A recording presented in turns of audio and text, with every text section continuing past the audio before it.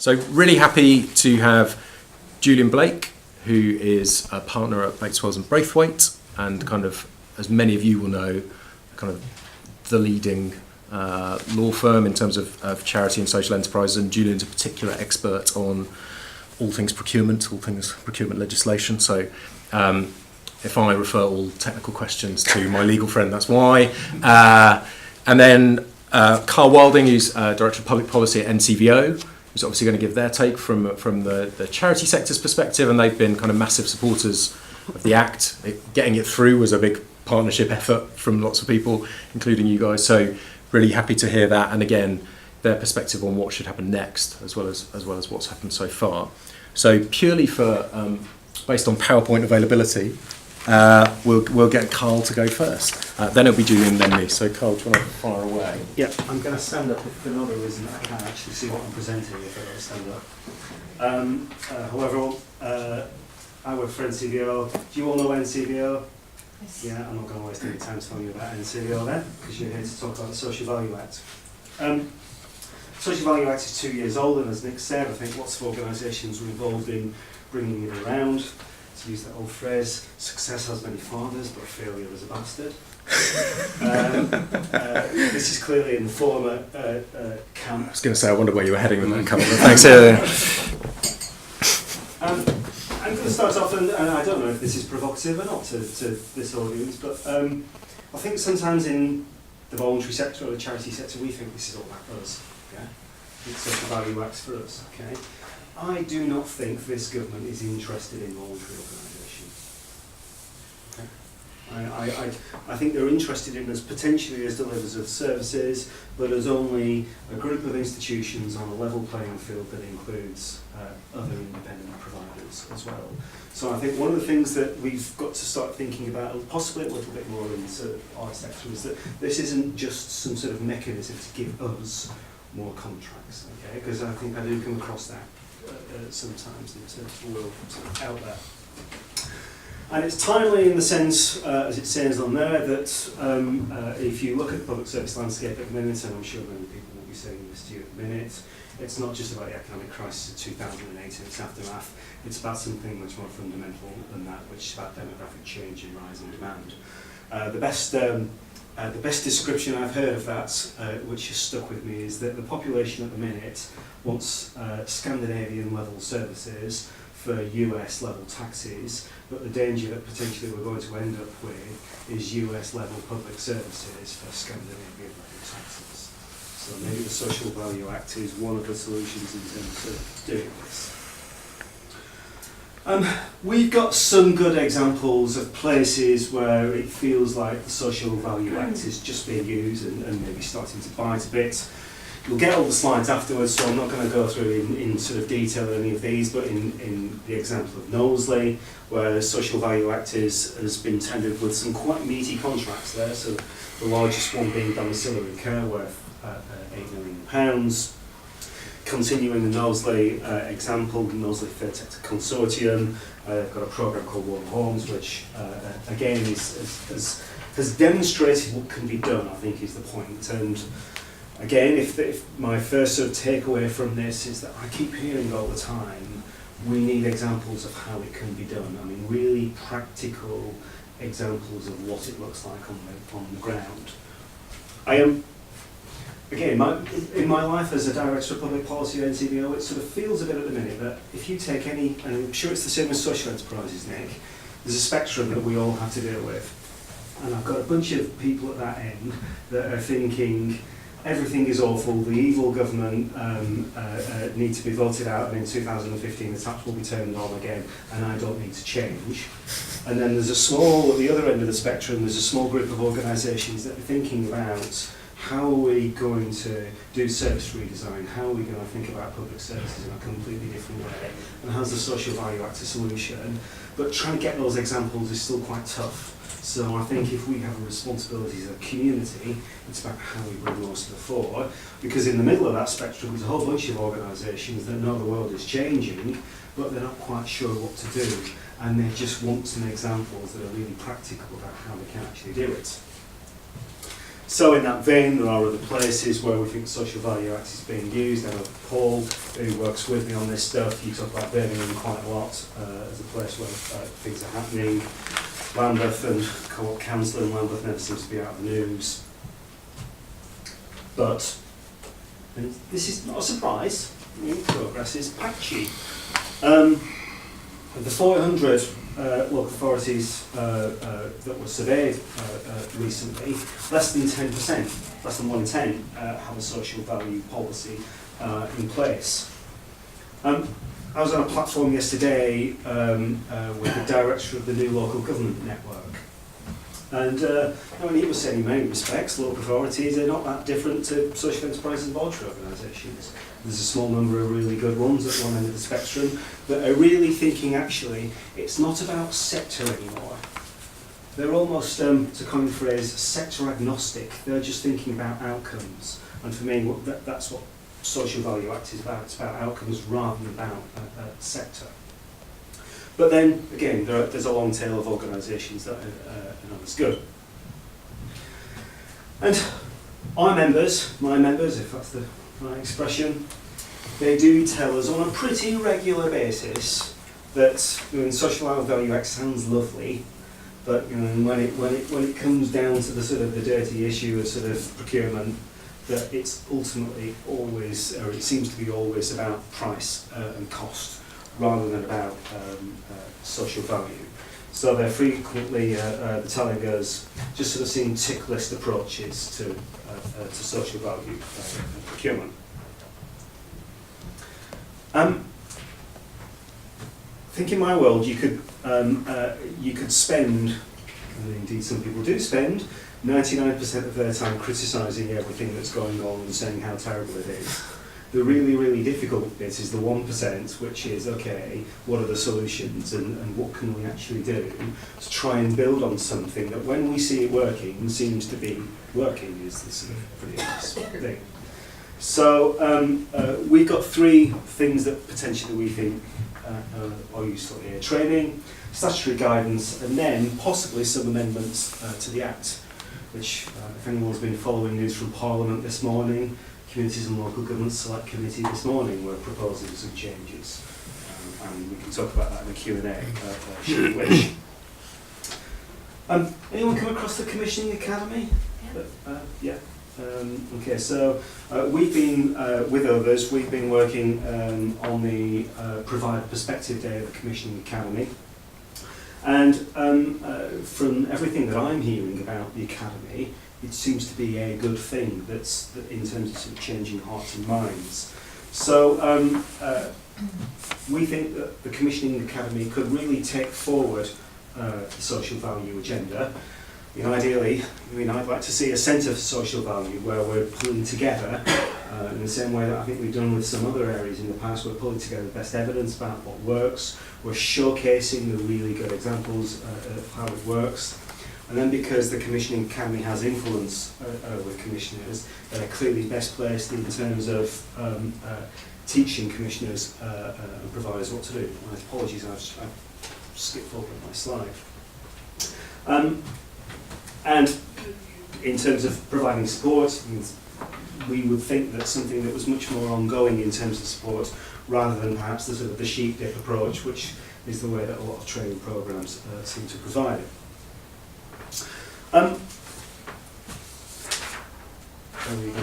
No, sorry. Something. We'd also suggest that, as well as the Act itself, that statutory guidance should be strengthened as well. Again, I think that would benefit from examples of good practice, from input from key stakeholders as well. And then finally, any policymaker will tell you that you also the words legislative change only when you absolutely have to. You could start to think about how can you extend and strengthen. So you could extend to goods and works, for example, rather than just services. And at the moment, the legislation is such that the commissioners only have to consider social value rather than account for it as well. Paul just reminded me, reference to EU procurement threshold, the fact that it's been raised to €750,000, is that still going to take effect? No, well, it won't affect the Act because that's only the light touch regime. So the standard services threshold, which is €200,000, will apply to the Act, is what I've been told by Cabinet Office. So the €750,000 won't apply to the Act. It'll still be the lower threshold, which is good. Okay. So, we think it's worked in the sense that it's raised the profile of the agenda, but for those bits of the sector that think it was the solution to all their procurement woes, it never was meant to be that. We think we are seeing some public bodies that are thinking differently, but the long tail is very long of public bodies that I think are still in sort of huddle down sort of mode. And again, just as an aside, I think one of the things I keep hearing from my members is that when you might think there'd be more outsourcing and thinking creatively about how to deal with the challenge of delivering services, one of the things that we've been seeing quite a lot of over the last few years is insourcing instead, as organisations are trying to sort of protect their own size. So we think progress is patchy and more needs to be done. I suppose the challenge in terms of talking to policymakers at the minute, my guess would be, is how much do you sort of go in at the minute and tell them, well, actually it's not working enough, or it's not, or it's too patchy, and they almost sort of might want to then think, oh, well, why bother? And on the other hand, suggesting, well, I mean, it is working, so I come and you can do even more to strengthen it. So, hence my suggestion as a community, we need to think of more examples. Legislative change is part of the solution as well, but probably more important, and I certainly remember talking to the former minister about this. The former minister, every time I spoke to him about social value acts, always said, well, it's about leadership, Carl. It's about changing attitudes, educating commissioners and so on. I'm also conscious that I used to know a professor of leadership at Cass Business School who said that leadership is one of those things that, like fairy dust, gets sprinkled on everything that's intangible, and he used some rather rude words about it, even though he was the professor of leadership. But I think there's definitely something there there's still sort of a hearts and minds type thing. Okay, Julian. Great. Now, hold on. Julian's presentation is on that man's memory stick, so I'm going to do this. Is it there? Marvellous. And while we're just loading that up, any specific questions to Carl on anything you've just heard, just while we're waiting? Yeah, Liz. I was quite involved in the Knowsley work and the Liverpool work that's gone on. And it's interesting that the Knowsley contracts have rolled out, but actually there's very limited, if any, kind of monitoring or holding to account of whether that's been delivered yet. I just wonder if there are examples around the country in those other, Birmingham and Lambeth, where the monitoring's been done effectively. I'm going to look at my glamorous Where the monitoring of the delivery has been done, because certainly in Liverpool, the local authority will be very honest and say they have no contract monitoring function at the moment. And Knowsley, I'm led to believe by folks there, is pretty limited in terms of holding people to account. Okay. So I just wonder whether other places that have introduced it, whether it's working. I mean, Knowsley is the only example I know of where them stats are actually a part of the evaluation of the contract. Right. So I've been told anyway. So Yeah. their actual outcomes delivered Right. as recorded. I suppose the problem is a lot of contracts are on a yearly, 2-yearly basis, and so you don't actually evaluate till the end. And obviously the Social Value Act's only a couple of years old, so I suppose a lot of these contracts are still in their early stages. I mean, all I've heard of at the moment is contracts being let with a certain weighting of the social value, rather than whether or not those outcomes have actually been delivered or not. I'm assuming that they will be, but yeah, it's a good question. It's a really valid point, I think, because the conversation still tends to be about the judgment at the tender, at the point of winning the bid, not about the performance management thereafter. And it feels like that is missed. We've actually been talking to a housing association about guidance around the contract management in relation to social value, although arguably it's just good contract management, whether that's revolutionary or not. So I think, but Paul's probably right, which is just there simply is still quite early. Because it took a while for them to even come to tender, and then a while for them to be won, and then we're at delivery, and then monitoring and reporting. I worked with Knowsley, I think, probably 3 years ago, maybe 4 years ago, on identifying what would be the outcomes. And how would you... social growth strategy. Yeah, within Bancroft. So to look at it now and think, okay, if they've let that many contracts and Yeah. the monitoring isn't Yeah. as effective as it might be. But I think it's an issue with I think they wanna outcomes-based do it, commissioning in don't they? general, isn't it? Yeah. You know, it's Yeah. how you measure those outcomes and monitor them is obviously important, yeah. Thank you for beautifully filling the gap while we replace PowerPoints. We'll come back because I think there will be a longer conversation, but thank you very much, Carl, now, and I'll hand over to Julian. I was going to say, actually, although Carl stood up, I'm wondering if, I'm looking at the technical guys, whether it's more helpful, yes.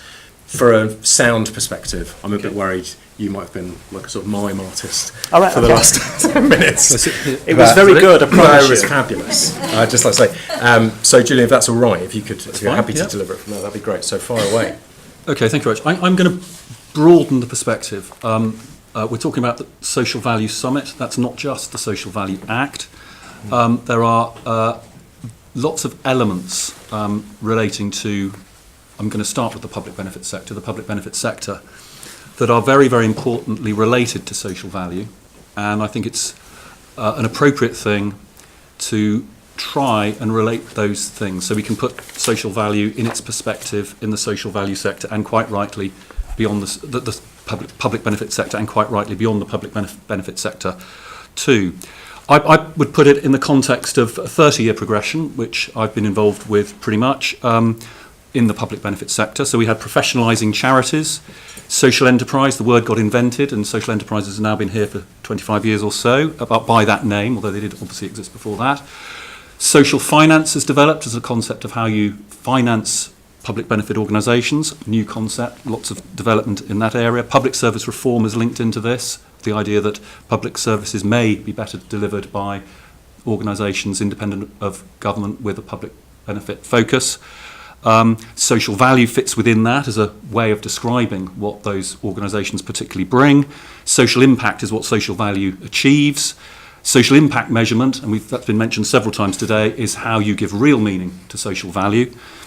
And then we can move on to the non-public benefit sector. We can say if the public service environment works virtuously by reference to public benefit and value and impact, and the private sector comes in and delivers by reference to the same standards and same values, then there's absolutely no reason why you shouldn't be a private sector organisation in that environment. But at the moment, it works the other way around. And the markets are dominated by concepts that aren't intrinsically focused on public benefit in that sense. Rather, they're focused on the concept that market competition is what delivers the best public services. And we all might disagree with that. So social value needs integrating with other elements in this ecosystem, both in the UK and, I haven't heard it mentioned at all yet, the European Union, which has a lot to say on this subject and a lot of interesting things to say on this subject.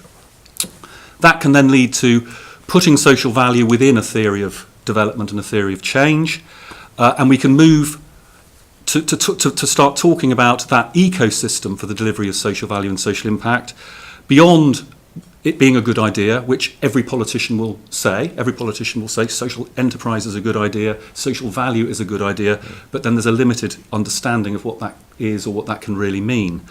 If it's integrated in policy, everybody needs to understand much better what those things really mean, and we can add social impact measurement to that as well. And also it goes beyond the excellent case studies. Carl was talking about some from the public sector, some from, and many from the public benefit sector, even some from the private sector, where social value really is being developed in a meaningful way. But what I'm really talking about, is that those very good examples becoming systemised and mainstreamed so that public services are delivered in the way that everybody would really want to see them delivered. And that's then integrating the perspectives of the public who want better, more coordinated services, with the commissioners who should be focused on exactly that thing, subject to financial constraints, obviously. The social suppliers, the social enterprises, or whoever else is going to be deliver public services, but particularly the social enterprises, because their purpose is totally aligned with that commissioner's proper perspective, the delivery of the best public services that the money that's available can purchase.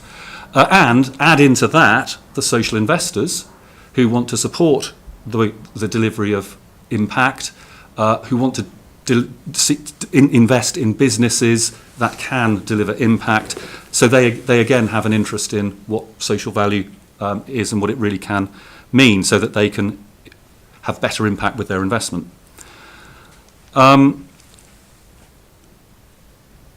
And really, social value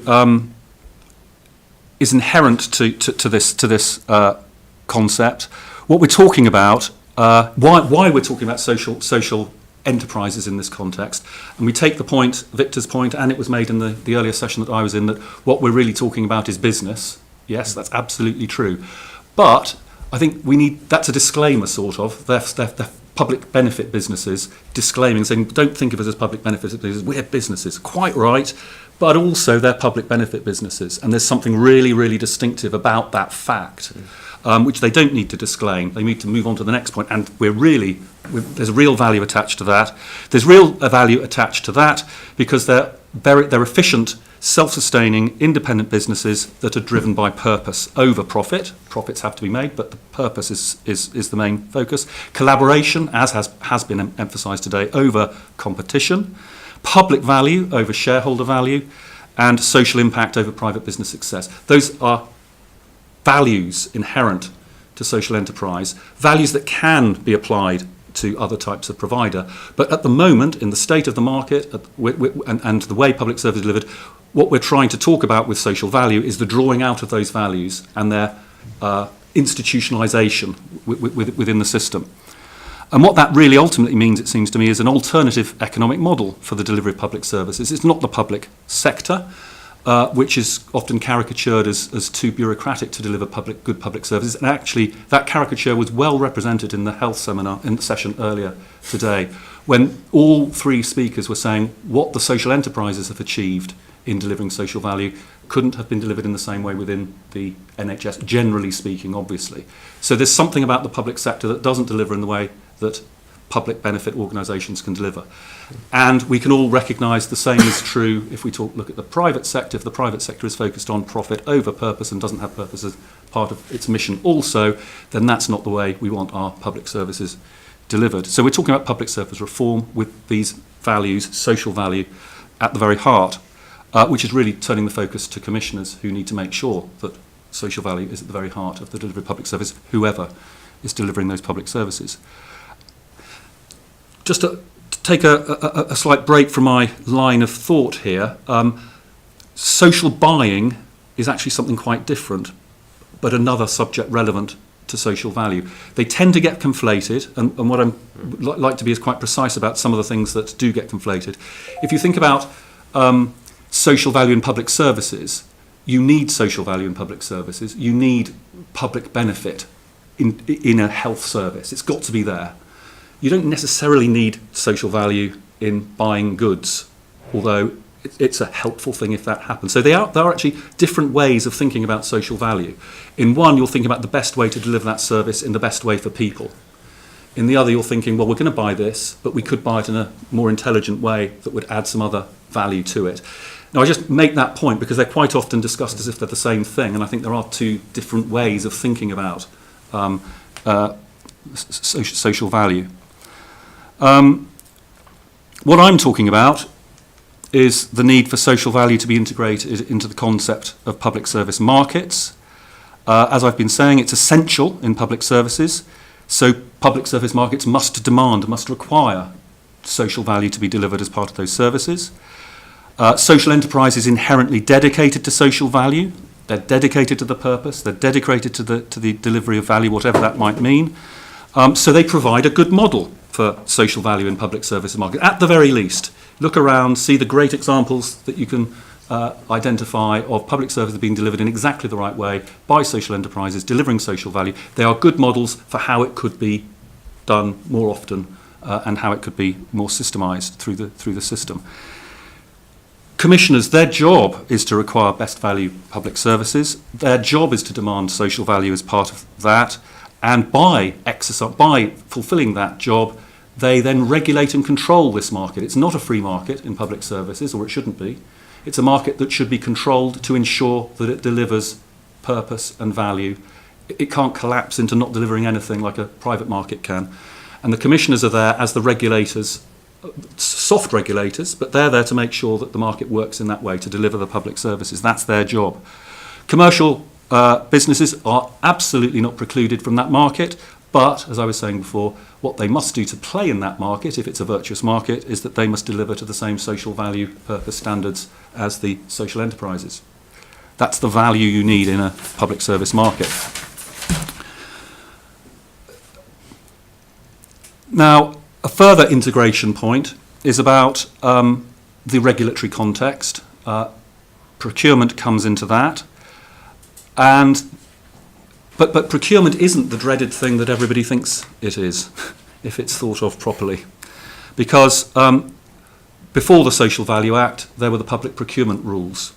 And the public procurement rules actually say that commissioners should purchase services by reference to most economically advantageous tender. What does that mean? It means the optimum balance of price and quality and social value. The word's actually written into the outgoing public procurement regulations. And it's written in there with equal weight with price and quality. So social value is part of public procurement. And of course, that's not the way it's been. Of course, price is still the thing that is dominant. But really, if you think about it properly, no service should ever be purchased by price alone. It's got to have quality linked into it. And if you've got quality, it's got to have social value. So it can't be just price, even though quite often it is just price. If it is just price, you get quality spiralling down. Also, social value, not just the Social Value Act. Best value guidance is what public authorities are supposed to apply, as far as UK law is concerned in relation to public services, and the word social value is written into the best value guidance. It's a factor within best value guidance also. So we do then come to the Social Value Act, an excellent piece of legislation.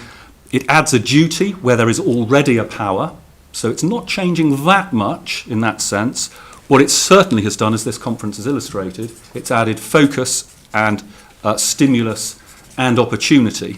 And although I've been saying it's there in the best value guidance and it's there in the public procurement rules, not many of us were using the phrase social value before the Social Value Act came along. But the commissioners and everybody else should have been. And the best ones were. Illustrating this point, the significance of social value pre the Social Value Act and some helpful indicators of what social value can mean, there was a very interesting document in 2010 from the European Commission, who were focused on the idea that people were saying the public procurement rules mean we can't procure in the way that we should to deliver public services properly. It's called Buying Social. It's from 2010 and it sets out a list of essentially added value things that you can apply to the procurement process. That's 2010 when everybody was saying the public procurement rules are stopping everyone procuring services in the way that they should be procured. This approach by the European Commission has gone on. There's been, until the last outgoing Commission, a very interesting programme, the Social Business Initiative. It has really driven a lot of the public procurement reform. So the Public Procurement Directive, about to be implemented in the UK this year as the new public procurement rules, is full of emphasis and clarification about how social value should be part of the commissioning process. That's been very little represented, certainly in the UK. Similarly, state aid reform was underpinned by the Social Business Initiative. Similarly, the European Structural Fund reforms were underpinned by this initiative in the European Commission. With the procurement rules, it even went so far as the European Commission saying in reviewing the procurement rules that what they thought was the competition law purpose of the procurement rules, which is equal treatment across the member states, fair level playing field. That's what they're about. It's competition law, the procurement rules. They said, we think now pretty much everyone understands the competition law purpose, that everybody understands they should be commissioning on an objective and fair basis. So now we think, with these new procurement rules, we can add something. We can put in the opportunity for people explicitly to use procurement rules as a social policy tool. They actually said that in one of their preliminary guidance documents, far from being the demon who blocks imaginative procurement. And this was expressed in the Social Business Initiative policy, which invited national and regional governments and stakeholders to develop ecosystems for social enterprise because, they said, social enterprises represent smart growth, social objectives, impact, innovation, natural worker motivation, and you might add social value, which is intrinsic to all of that. We could have a very long session on the tenacious myths attached to the procurement rules and what they are supposedly telling everyone they can't do, the barriers, the obstacles. All we really need to know about the procurement rules is they're there to apply an objective, fair, proportionate process. Proportionate's very important. And they have procedural rules above a certain threshold. Below that threshold, it's all about acting objectively and reasonably and proportionately in the discretion of the public authority. That's really what the public procurement rules say. And what happens is procurement officials and lawyers think technically about something that is permissive. The principles are permissive principles, and if you start getting technical about them, you start looking at them to say, what do they say we can do, as opposed to what do they allow us to do? That's the point.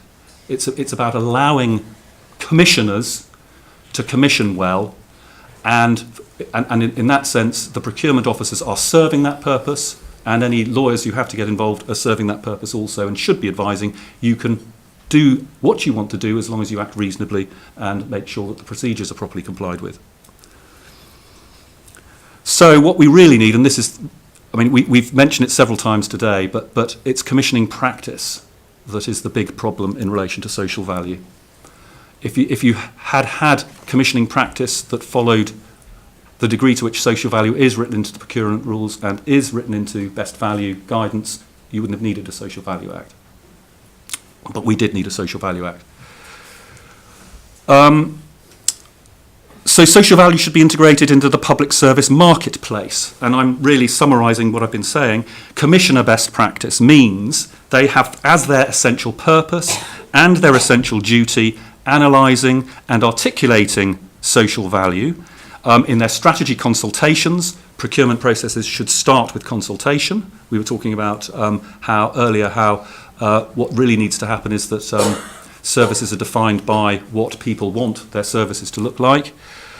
Then, having gone through the consultation, the social value should be articulated in the service consultation. So we're talking about strategy consultation, then particular service consultation, then specification drafting, and then beyond that, the research and innovation that can make it even better next time you're commissioning the same service or a similar service. Social supplier best practice, social enterprise best practice, similarly looking at the way in which the organisation itself can analyse and articulate the social value it actually does deliver, and we've had examples of that today. Similarly, making sure that inputs into strategy through the consultation and the service specification, or if they're invited to provide the social value in response to that invitation as part of the tendering process. Okay, and there's the social investor perspective on that as well. Now, to be quick, I think important things following on from that. What does social value mean? You can break social value up into three essential ways what it can mean. It can mean what's inherent about public benefit delivery. Social enterprises do deliver inherently social value through a whole range of things, by being purpose-driven, by having expertise in local and user needs, by having workforce commitment and a whole other things that are mentioned up there. So there's something intrinsic about social enterprises that do deliver social value, and that should be better recognised. Added value, I've mentioned that. In fact, there's the 2010 European Commission thing, which sets out a whole list of things that could be used to develop added value concepts. And we're very familiar really with employment, but there's a whole other list of things there that can be added to that. And the third thing is the really big thing. The third thing is it can mean social impact. It can mean that service specifications deliver in a holistic and long-term way benefits, where you're looking at how services interconnect and you're looking at how services develop over time, and you're saying that if we interconnect and if we deliver services over time, there are cost savings, massive cost savings, interventions saved by spending £50,000 here now on this service for this disadvantaged group of people. We save all those later interventions for that same cohort of people going forward, and they should be factored in. That's social value, and it's got a really huge value to it if it's thought through properly. Impact measurement, we've been talking about that now. Lots of different types of impact measurement, but we've got to settle to a way of thinking about it that does become a common currency. It doesn't mean everyone's got to use the same method, but it does mean everyone's going to take, broadly speaking, the same approach to the methods. And we have Europe helping us with that as well, because we have a European Social Committee report called the GECES report that has sought to bring together the different methodologies that are applying through Europe and say, so what is common about these methodologies? And so we should all, when we're thinking about what does social value mean, if we think about, well, what's a common approach to a methodology, and you think what it actually says is, moving on quickly, it's a 5-stage process, quite basic. We'd all come up with something like that, but you set the objective, you analyse the beneficiary group, you set the relevant measures and the theory of change, you then measure, you validate and measure the impact, and then you report and learn and you improve. That's just a basic way of thinking about it, but it's one step better than what does social value mean, or what does social impact measurement mean. Right.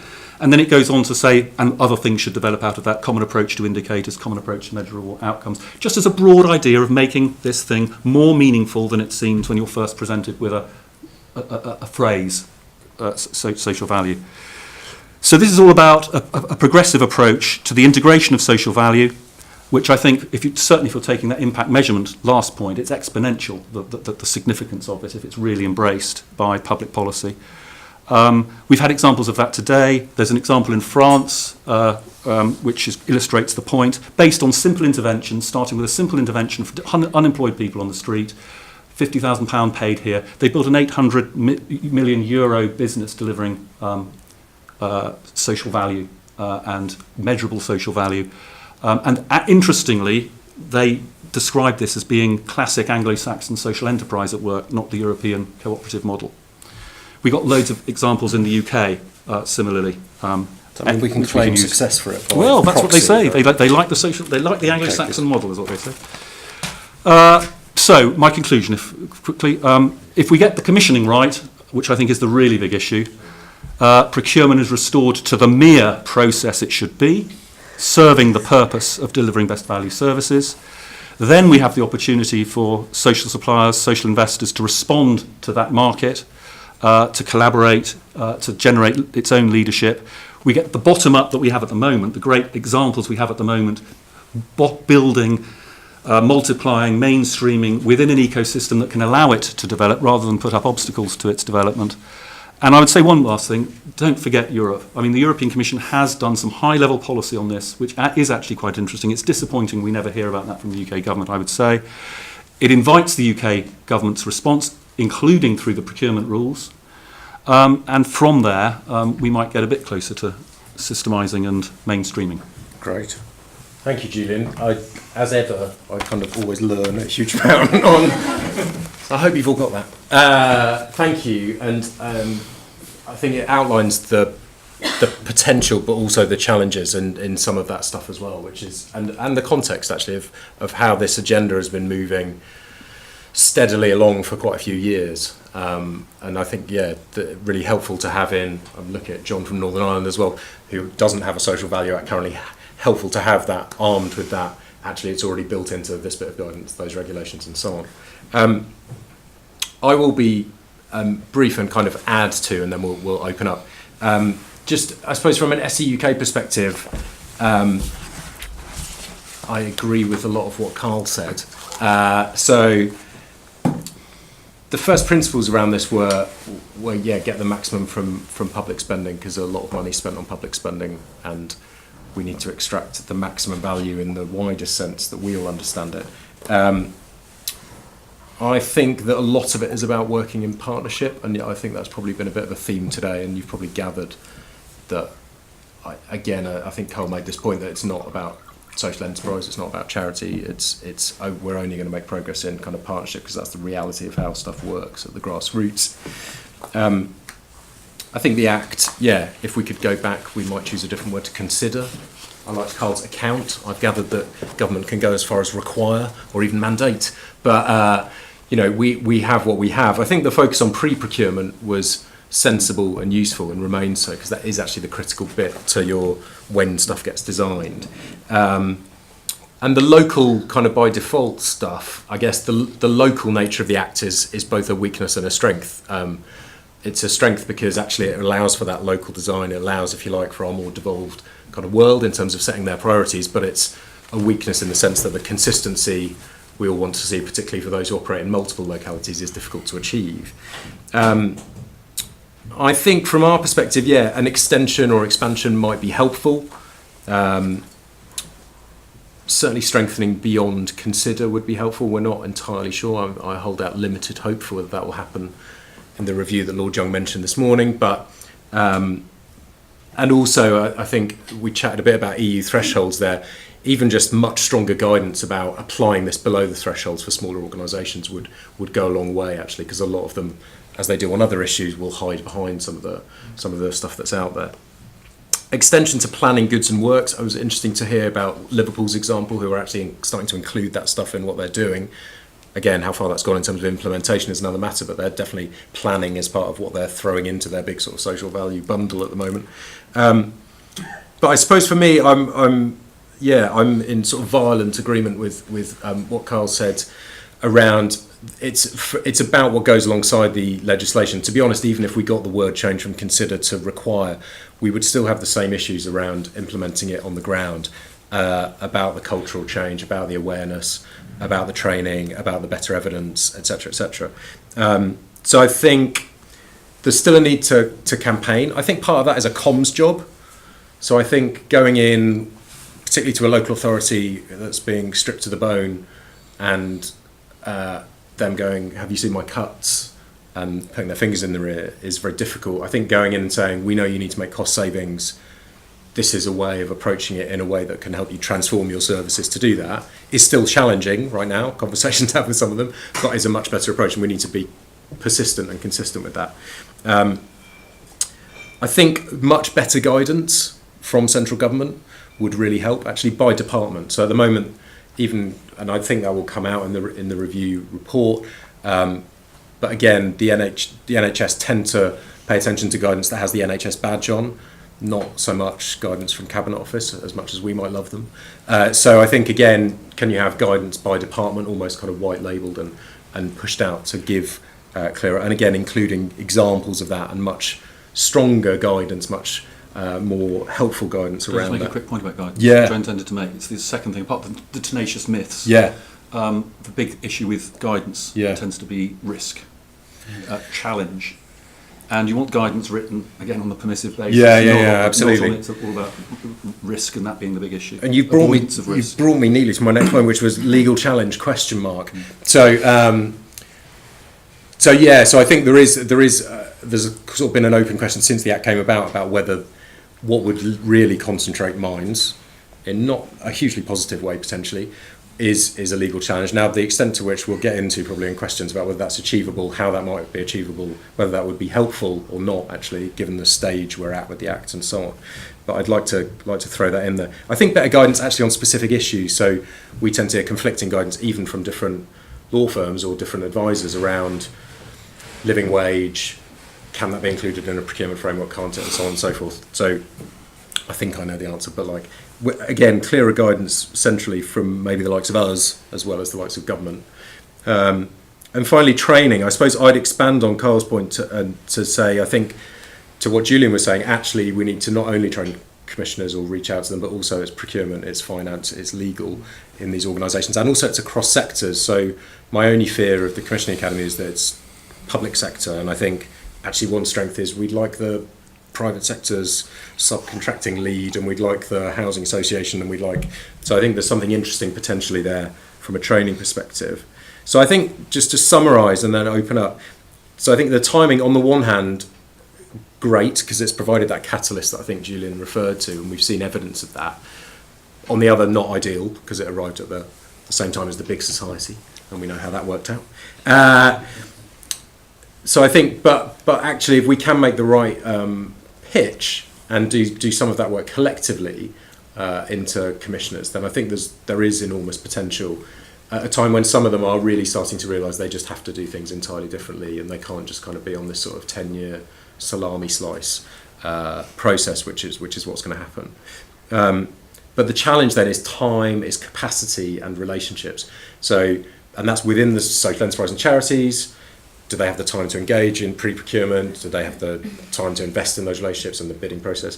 But equally within the local authorities who are having massive turnover, fewer staff, asked to do more, and don't have time for as much of that relationship building. You know, I'm delighted that there's as many commissioners here as there are from various places, but they're still in the vast minority, right? And that's partly because of how time poor they are. So I guess we will continue to push on all those fronts, and I think up for doing that in partnership, because I think that's where it has most impact. I think the other bit, just to add to that, is I think ultimately this is about making change on the ground. And so from our perspective, it's either about making change on the ground from influencing the private sector who are delivering a service that we could never go near unless you know of a social enterprise bridge builder or civil design company at the moment. But equally, there are other... Arup, yeah, sort of. But equally, I think it's about, actually, can we start to track the spend? So is it making a difference, actually? Is it making a difference on the ground? Can we use different ways of looking at data to track spend from the public sector to map this stuff as well? Because I think that's also how we start to build an evidence base for the impact it has locally on employment and suppliers and all that kind of stuff as well. So those are just a few thoughts from me. Shall we open it up to questions so we have a good amount of time? Tom, and then Andrea. Yeah. Thanks. Yeah, fascinating discussion. Thank you very much, all three. I was struck by the fact that Nick and Carl talked particularly about it. This is not for social enterprise and charity. Despite our roles. But Julian, you talked quite a lot about public service mission, etc. It made me think of Chion Mura's announcement that great fanfare last July, where she said that Labour would allow commissioners to set aside certain contracts for organisations with a public service mission, and then, of course, then went into a whole kind of discussion about definitions and no, it's okay, we won't try and define the whole sector again, etc.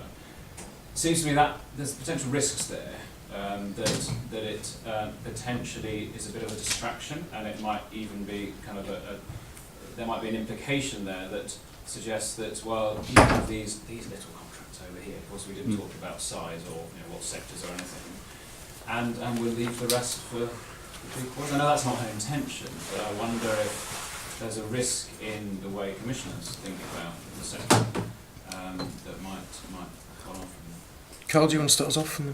I'm slightly nervous disagreeing with Julian. I mean, there's a senior person at BWB, who are our lawyers, by the way. Well, we've all been in a lot of agreement so far, so go for it. Yeah.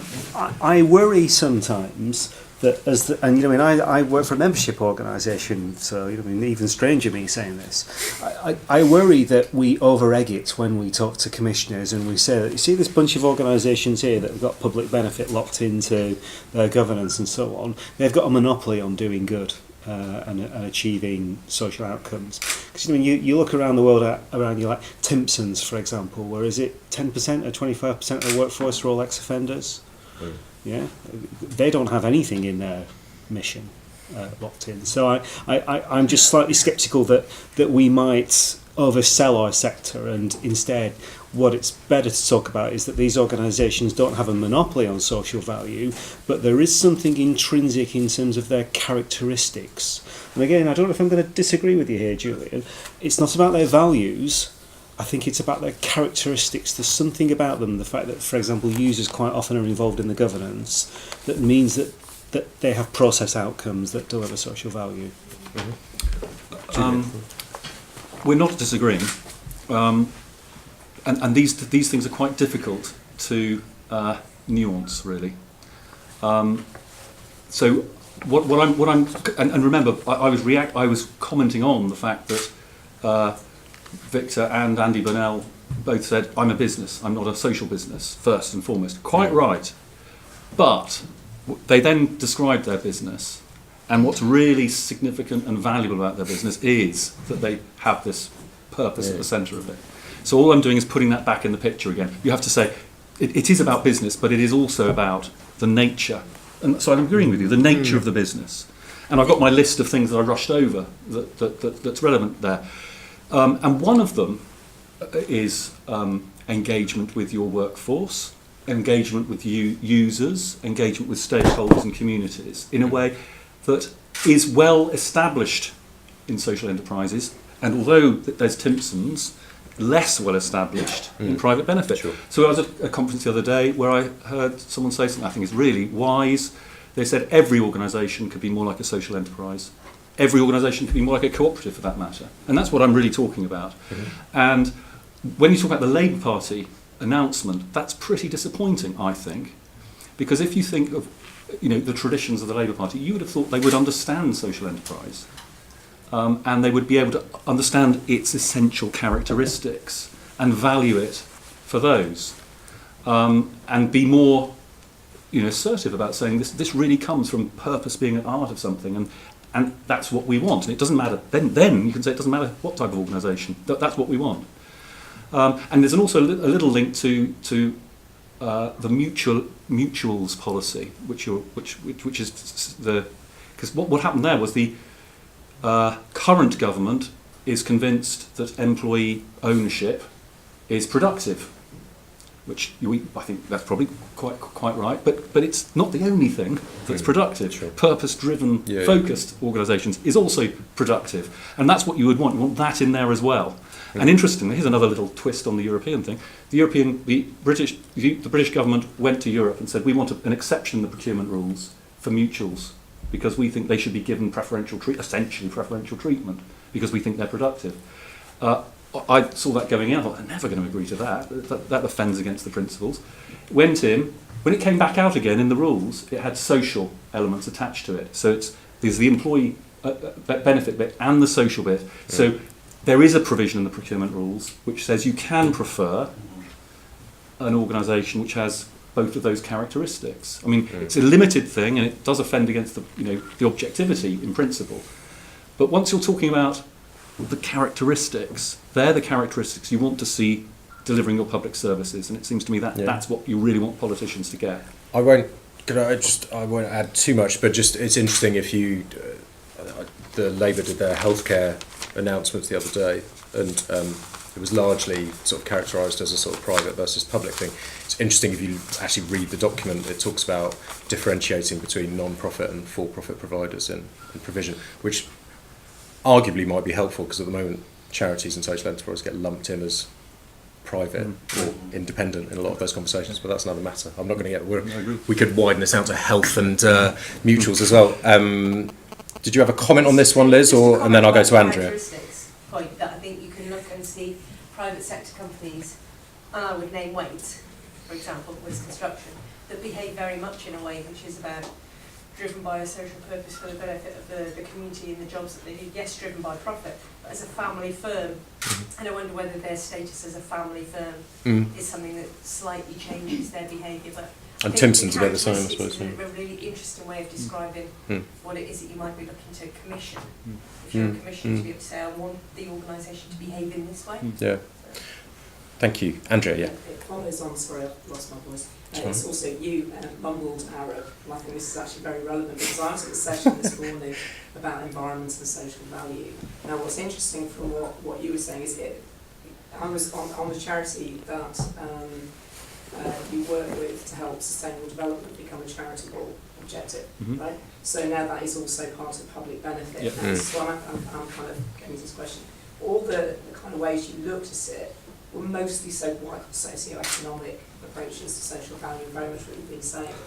So the conversation we had this morning about environment and social was kind of quite different. It's like saying, well, what actually are we doing there? So the question I want to ask you, which is actually very much a legal one, but I think could become interesting, is actually the Future Generations Bill in Wales going through.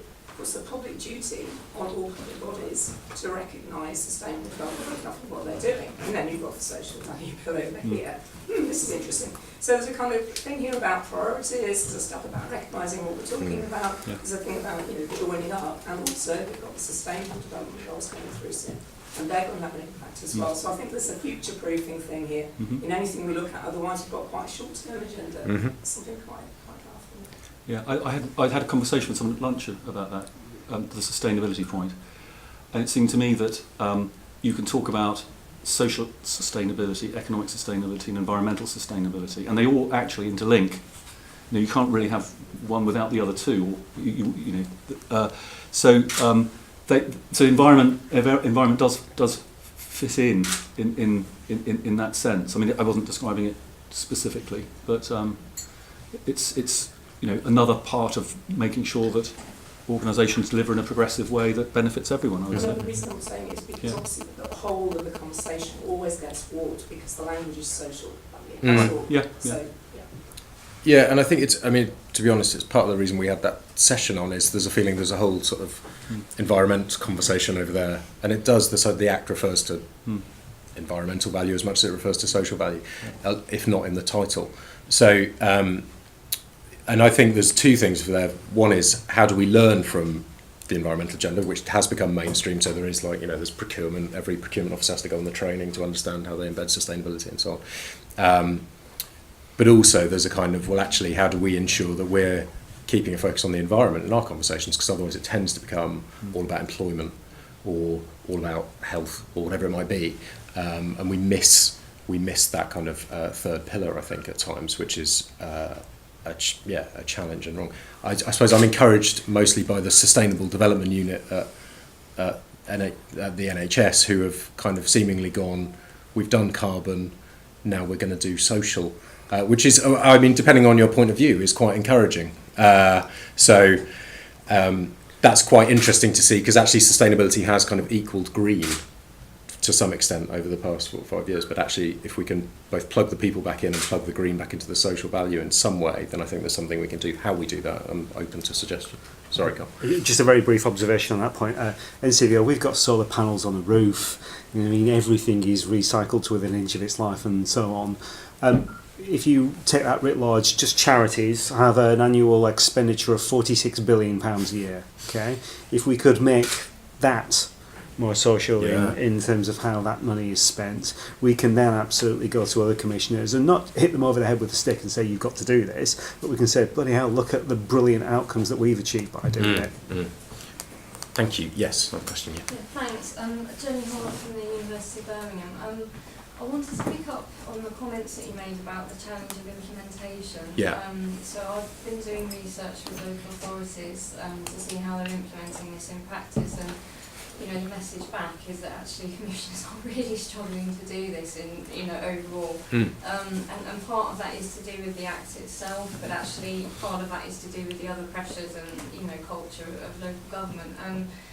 So firstly, sort of a comment about, I do think the challenge is in the implementation of this, because I think I kind of worry about how much we can do in pure policy terms, because I think we see this time and time again, with the central government sort of desperately trying to get local government to do the things it wants to do. So my question to you, I suppose, is do you have, what are your expectations for what the review of the Act is going to tell us? And also I was interested in the proposed changes by communities and local government that you mentioned earlier, and what that might be able to sort of help us with in terms of this challenge. Do you want to touch on the DCLG stuff, and I'll... Just on the challenge a minute, remember Stephen Elop from Nokia, when he was selling it to Microsoft, and he said, I've got a burning platform, and the public spending cuts are a burning platform. And I almost sort of wonder if the challenge facing local authorities is so monumental that after 3 or 4 more years of working with big outsourcing companies who might deliver a few percentage points more in efficiency gains, you'll run out of road. And you have no choice other than to really think quite radically about new ways of delivering services. So in a funny way that we could have an argument about the big society and whether that all went to pot, I'm not sure it did actually. I do think that the spending agenda is so critical that we might actually have a burning platform that gives us the opportunity. Yeah, and I think the interesting thing on that is also the big outsourcers recognise that. I think because actually they, you know, if they're on a sort of race to the bottom, there's no margin. So I hear now this said about some healthcare contracts. Well, there's no profit in that. So the risk of privatisation is minimal because there's nothing in there to win. But on the implementation, just on your specific question about the review, I suppose I think it unlikely, but I'm open to being proved wrong, that it will recommend much extension to the Act in terms of legislation. I think it's a difficult time anyway. We're sort of 4 months before an election and so on and so on. So not a great time to recommend new legislation. I think it will be much stronger around some of the elements we've talked about, actually, guidance particularly, because it's one thing government can do and it is surprisingly referenced by a lot of commissioners. Actually, I was quite surprised how many of them actually read it. I think there will be stuff around training. I think there'll be stuff around monitoring and data and building a better evidence base for it. I still think, though, that we shouldn't rely on Lord Young and Cabinet Office, and there's stuff for us to do together and actually with other sectors to push some of this stuff forward. Hopefully out of today we'll have some clear ideas about what some of that is, or at least some of the better questions that we have to move that forward. But I think that's probably what I'm expecting from the review. The DCLG bit, I can't remember what you said. So DCLG, the Select Committee recommended, into Community Rights, reported this morning, and essentially it talked about extending the Social Value Act in relation to the right to challenge. So extending the Social Value Act to smaller organisations, and it talked more about pre-procurement dialogue. So the sort of things that we've been talking about today. I'm sorry. Just very quickly on sort of Act, I mean, clearly Hazel Blaze might give us an insight in a few minutes time about what they say. I get the impression it's still the case that there are bits of the Cabinet Office that actually are still quite sceptical about the Social Value Act. So I think what I would want the Act to do is convince the naysayers in the Cabinet Office, should they exist. The stuff at the local level, I still think that's down to showcasing. I think if we can show examples of how it can be done and what it and the great stuff that you achieve, because people want to feel good when they leave work at the end of the day. They want to do good stuff, and if we can show them how they're rock stars, I think that's brilliant. It would be wonderful. Yeah, and Lord Young actually was a bit of a naysayer, actually, so it's interesting to see the journey he's been on. Okay, Julian, just respond to that and then I'll... Okay, well, the review, I've been involved in a few discussions related to the review, and I think there are some frustrating things. I think risk being the big issue is really frustrating. I hope the guidance is going to tone down the level, the discussion of risk and start talking about be more positive. I think it was pretty disappointing that government can't link up because the social impact report I mentioned was also endorsed by the G8. So the government is endorsing it at that level, and then it doesn't find its way back into something like this. So there's a link up there that needs to be made. But having said that, I mean, what you really want is guidance that says you can do things. You can do anything that's reasonable, and you can only not do things that are manifestly unreasonable. Over to you. That's what it should say. And then it can go a bit further and say, and these are some of the things you can do, and list those. That's what it would be really helpful. But I don't think it's necessarily going to do that. Would be lovely. But then also I go back to saying this isn't only about the Social Value Act. If you link up all of this other stuff, there's lots of bottom-up, very good supplier-based initiative and innovation, and there is a lot of similar, well-focused work within public authorities themselves, including individual officers who just do their job despite all the stuff around them, and so I'm going to get the service. I don't mind about that or that. People tell me I can't do it, I will do it, and they're pretty sort of inspiring people to meet. So I think, what I really think is, this is bottom up. What you want from legislation and public policy is facilitation and not doing things that block things off. And if we get there, then the bottom up can flourish. I hope that was helpful. We've done our best version of what we predict the review report to be. Yeah. I don't know if they're allowed to say anything until the report is published. I guess they're limited what they can tell us. More questions or comments? I have a really minor question. That's fine. It's about showcasing local examples. Is SEUK interested in receiving written up case studies Yes. of, okay, So we work together on something called the Social Value Hub, which you'll find in your delegate pack, and yeah, we need to do a better job with it. But yes, and I think there's more we can do than that. I suppose it's about also taking it local as well to different. So we're in there with some health work we've been doing, for example, where we've been working in partnership with commissioners and providers and local authorities. We've been then building a network where we can take that best practice and share it with a bunch of other health networks and health partnerships. So it can be quite sector specific as well, I think, at times, because just kind of showing, I don't know, a CCG, this great example from a housing association, is less helpful. But yeah. so we need to get better at focusing it, but certainly happy to be the sort of willing receptacle. Just thinking about a specific piece that's been done in Merseyside with the Office of the Police and Crime Commissioner, Yeah, I know it. and which Yeah, might which is become great. a kind of conference that invites all commissioners to share how they went through the commissioning process. Great. And it just might be something that's useful. So I think particularly because police and crime, in terms of public sector commissioners, we haven't made much headway with. The odd bit of fire, but not much police so far. Carl, were you about to? In my world, there's the fundraising community has a website called SOFI, the Showcase of Fundraising, Innovation and Inspiration, and it's this sort of stuff. It's you show people how I can do it. And the commission doesn't want to listen to me. They want to listen to their peer and see how they did it in the adjoining neighbourhood. Any more for any more? Have we fully policied you out at this point? Can I ask Julian a question? Of course you can. Julian, you said before that if we could just sort out commissioning, then get commissioning right, then the procurement would follow. I'm pretty sure the message I hear all the time is that commissioning is fine, and it's the problem that when it passes to the procurement people that it all goes wrong. Yeah. Sorry, John. Whether it's the commissioner or the procurer, same thing. That is very true, actually. Yeah. I've heard both sides of the story, but it's also this silo working when they don't work together is the important thing, isn't it? It is. You've got two teams Yeah. working together. And you can describe it in different ways. What you can observe is that this sort of thing we're discussing isn't.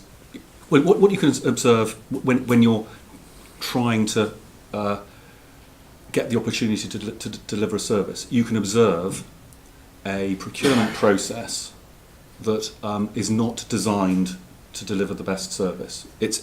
And as was said in the plenary, you know, at worst, and it is quite something you see quite often, you see something that is a process that's got become a bigger process, that is a process that's forgotten what its purpose is, and that's what you see. Now, whether that's the commissioner not telling, and I suppose there is what comes through anecdotally is that commissioners pass it over to the procurement officer and get advice from the lawyer, and the procurement and they have to believe the procurement officer and the lawyer who tell them that this is how procurement works. Yeah. And that's one of the things that needs to change. It's quite metaphysical then. It's become a process that's forgotten what it was for. Yeah. Anyway, sorry, There's yes. an issue there with private auditors as well, where Mm. they value for money in terms of bottom price, Right. bottom unit cost. Right. And the council risks being labelled a failing council if they haven't sought what an auditor terms as value for money. And Mm. if that happens, they can lose funding. Yeah. So you have this sort of perverse incentive to seek lowest cost of Well, price. Because there's an issue there for educating private auditors. We talk about public bodies, but there's also an auditing issue there. Well, what we need to do is try and make sure that some of the other things are focused on. Like, so just another thing that occurred to me when you're answering the questions.